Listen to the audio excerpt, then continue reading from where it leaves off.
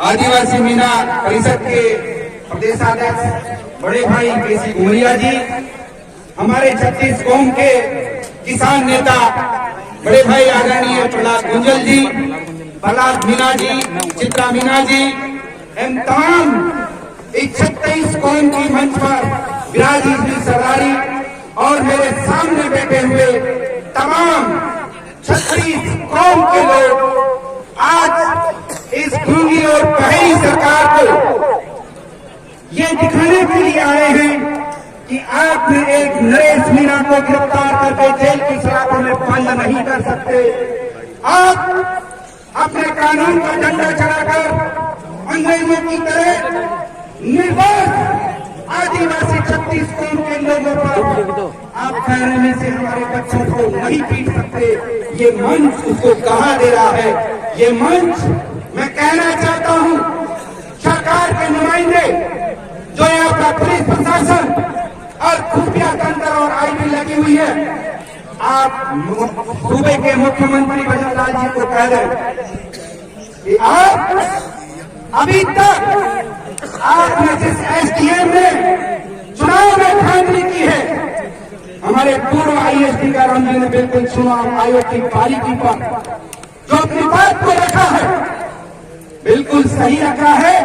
सबसे पहले एफआईआर होनी चाहिए थी एसडीएम पर, और निश्चित तौर पर जिस तरीके से बिल्कुल सही कहा है कि जब वोट लेने का वक्त आता है सभी राजनीतिक दल इस किसान कौम को, आदिवासी, दलित, मजदूर और अल्पसंख्यक को वो अपने को भाई बनाकर उनका वोट ले लेता है। मैं कहना चाहता हूं नरेश को मैं अच्छी तरह से जानता हूं। नरेश वो युवा है जो हर कौम के युवा को राजस्थान यूनिवर्सिटी में जब एडमिशन नहीं मिलता था तो एनसीसी से टकरा जाता था और इस पुलिस को उसने डराती थी। नरेश मीणा उसकी लाठी अपने पीठ पर काटा था।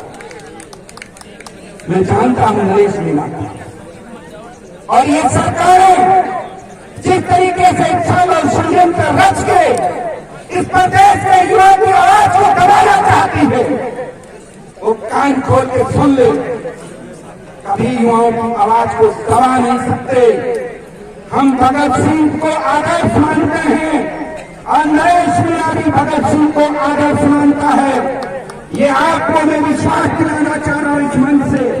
ये चित्रा जी बैठे, ये हमारे बुजुर्ग बैठे हुए, घुमरिया साहब जब प्रेस कॉन्फ्रेंस जयपुर में की तब हमने प्रेस मीडिया से भी कहा कि सरकार इस मुद्दे को गंभीरता से ले, हमें मजबूर न करे, हमें मजबूर न करे कि हमें सड़क पर उतरना पड़े।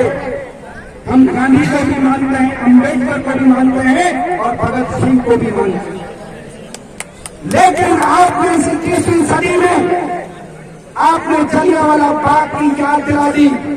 जिस तरीके से जलियांवाला बाग में निहत्थे लोगों पर गोलियां चलाई, आपने इस कानून के अंतर्गत सम्राटा के अंदर घरों में घुसकर आपने हमारी माताओं और बहनों की इज्जत को बेआबरू किया।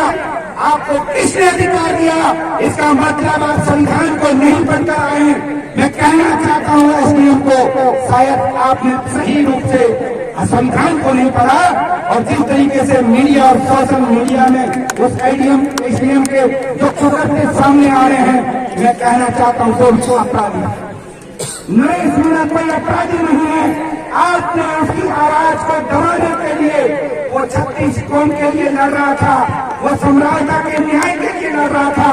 आपने एक मां के लाल को जेल की सलाखों के पीछे डाल करके आप आवाज दबाना चाहते हैं। मैं कहना चाहता हूं कोर्ट की कलेक्टर भी सुन ले या आपके प्रशासन को बोल दे, ये 36 कौम है, ये चल रहा पूरे राजस्थान नहीं पूरे देश में आएगा। जब ये जवानी सुबह चलेगी उधर में तूफान आएगा। निश्चित तौर पर नरेश मीणा की आवाज आप नहीं दबा सकते, वो न्याय की आवाज थी।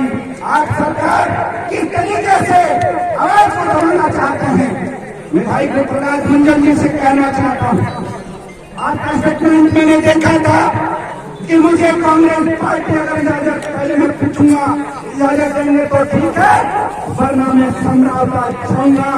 आपने समरावता पहुंचकर हमारी माताओं और बहनों युवाओं के आंखें आंसू पोंछने का काम किया। गुंजल साहब याद दिला देना चाहता हूँ, मैं जो आपके सामने बोल रहा हूँ, मैं भी अपनी कांग्रेस को मां मानता हूँ, जिस कांग्रेस ने मुझे मंत्री बनाया। लेकिन मैंने हमारे आला कमान से कहा, उन्होंने बात को नहीं माना और हमने कहा